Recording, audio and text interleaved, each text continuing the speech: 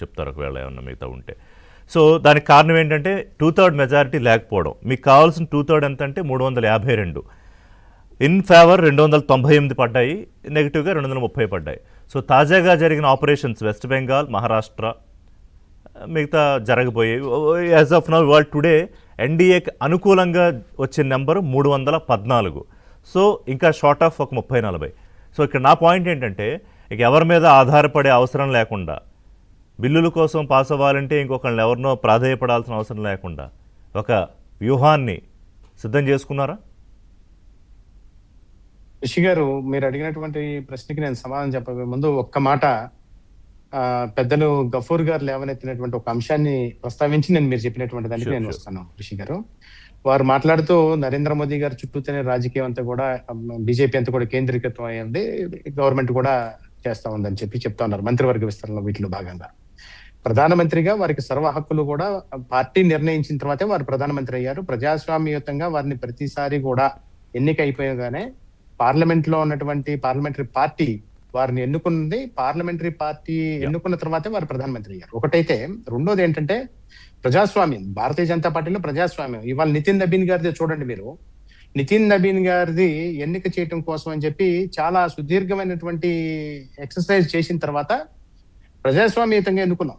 ఒక కొత్త జనరేషన్ నుంచి తీసుకురావాలి, సమర్థవంతమైన నాయకుడిని తీసుకొని రావాలనే ఉద్దేశంతో ఒక సమర్థమైనటువంటి యువమోర్చాకి రాష్ట్ర అధ్యక్షుడిగా బీహార్ లో పనిచేసినటువంటి నితిన్ నబీన్ గారిని ఎన్నుకున్నాం. ఇక్కడ భారతీయ జనతా పార్టీ ఒక్కసారి ఎన్నుకొని ఒక పదవిలోకి పెట్టిన తర్వాత ఆ అధ్యక్ష తరహా పరిపాలన పార్టీలో జరుగుతుంది. అదేవిధంగా ప్రధానమంత్రిగా కనుక ఒకరిని నియమించిన తర్వాత పార్టీ యొక్క ప్రమేయం చాలా పరిమితంగా ఉంటుంది. అది పూర్తి స్వేచ్ఛ ప్రధానమంత్రిగా ఉన్నటువంటి వ్యక్తికి ఇవ్వడం జరుగుతుంది. దానిలో భాగంగానే వారు మార్పులు చేర్పులు చేశారు. రెండవ అంశం మీరు చెప్పినటువంటిది, ఇప్పుడు మీరు అడిగినటువంటిది అతి ముఖ్యమైనటువంటి బిల్లు నారీ శక్తి అది అన్న బిల్ ఏదైతే ఉందో, అది దానికి సంబంధించిన 33% రిజర్వేషన్ తో పాటుగా దానిలోనే గతంలో నవంబర్ 23, 2023లో ఆ బిల్లు ప్రవేశపెట్టినప్పుడు ఆ బిల్లు పాస్ అవుతున్న సందర్భంగా దాంతో పాటుగానే డీలిమిటేషన్ కూడా ముడిపెడుతూ ఆ రోజునే పెట్టినటువంటిది, దానికి సమర్థించి బిల్ పాస్ అయింది కూడా ఆ రోజున. తర్వాత ఇప్పుడు జరుగుతున్నటువంటి ఎన్నికలను దృష్టిలో పెట్టుకొని, కోల్కతాలో జరిగిన, వెస్ట్ బెంగాల్ కానివ్వండి, లేకపోతే తమిళనాడులో జరిగిన ఎన్నికల దృష్ట్యా కొన్ని పార్టీలు ఎప్పుడైతే గతంలో ఎవరైతే సమర్థించారో ఆ పార్టీలు ఎన్నికలను దృష్టిలో పెట్టుకొని వాళ్ళకున్నటువంటి ఇండి కూటమిలో వాళ్ళు చర్చించుకున్న తర్వాత కొంతమంది వెనక్కి వెళ్ళిపోవడం జరిగింది. ఇవాళ దాని యొక్క ప్రాధాన్యత, ఇవాళ మహిళలకు సమమైనటువంటి ప్రాధాన్యత ఇవ్వాలి అనే ఉద్దేశంతో 33% రిజర్వేషన్ తో పాటుగా అది కొత్తగా జరిగేటటువంటి డీలిమిటేషన్ ద్వారా, అంటే ఎవరైతే కొత్త ఓటర్లు కూడా యాడ్ అయ్యి ఉంటారో, కొత్త నియోజకవర్గాలు ఏవైతే వస్తాయో దాని ప్రకారంగా కనుక మహిళలు 33% ఇస్తే వారి యొక్క పర్సంటేజ్ శాతం పెరుగుతుంది. సారీ టు స్టాప్ యూ, కానీ ఇప్పుడు కాదు చర్చ, ఇప్పుడు బిల్లు పూర్వపరాలు దాని డీటెయిల్స్ గురించి కాదు, జరిగిన పొలిటికల్ యాక్షన్ గురించి. 2/3 సంఖ్యాబలం లేదు కాబట్టి ఆ బిల్లు వీగిపోయింది. సో సరిగ్గా ఇప్పుడు ఆ 2/3 సంఖ్యాబలం కోసమే బీజేపీ ప్రయత్నిస్తోంది.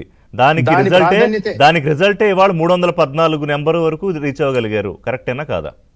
ఇప్పుడు దాని ప్రాధాన్యత చెప్పిన దాన్ని బట్టి ఇప్పుడు దాని ఇంపార్టెన్స్ తెలిసింది కాబట్టి ఇవాళ ఆ పార్టీలో ఉన్నటువంటి వ్యక్తులు ఎవరైతే ఉన్నారో, ఎంపీలు కానివ్వండి, వీరందరూ కూడా ఇవాళ ఎంపీలు గనక పార్టీలోంచి, ఆ పార్టీలు ఏ పార్టీలు అయితే వ్యతిరేకించిన ఈ బిల్లుల్ని, ఆ పార్టీలోంచి వాళ్ళు బయటకు వస్తా ఉన్నారు, మిగతా పార్టీల నుంచి బయటికి రాలే.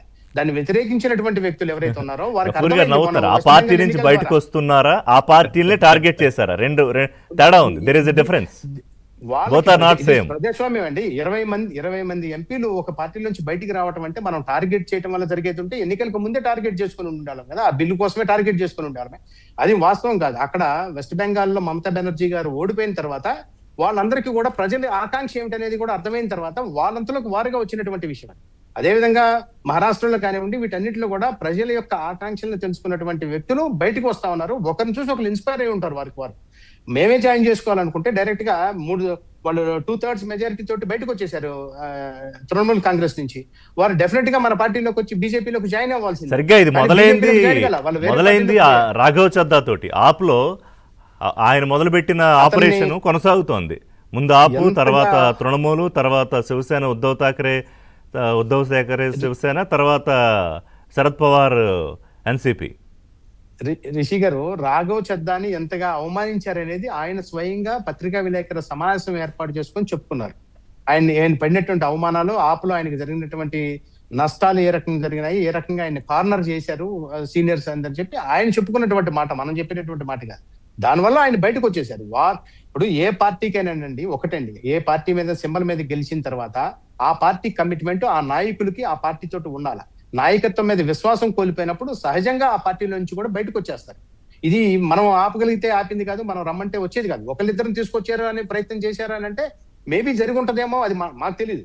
ఓకే. జరిగి ఉంటదేమో అంటే ఒకళ్ళిద్దరు. సంజయ్ రావుత్ ఆరోపించాడు ఇంత పెద్ద కదా ఎత్తున ఒక్కొక్కళ్ళకి వస్తున్నారంటే 15 కోట్లు ఇస్తున్నారు అని. ఏమండి 15 కోట్లు వాళ్ళ దగ్గర లేకనా, లేకపోతే అదే ఎంపీలు ఆ విశ్వాసంతో వాళ్ళు గెలిపించుకున్నటువంటి ఎంపీలు వాళ్ళు హోల్డ్ చేయలేకపోవటం అనేది ఆ పార్టీ నాయకత్వం యొక్క అసమర్థత. ఓకే. అదే రకంగా ఆ పార్టీ నాయకులు వారి యొక్క నాయకత్వాన్ని చూపించుకోలేకపోయినటువంటి పరిస్థితి.